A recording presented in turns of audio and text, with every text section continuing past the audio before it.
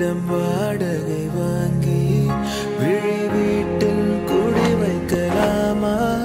நாம் வாழும் வீட்டுக்குள் வேறாரும் வந்தாலே தகுமா?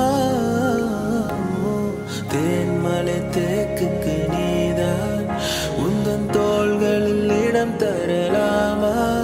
நான் சாயும் தோள் மேல் வேறாரும் சாய்ந்தாலே தகுமா?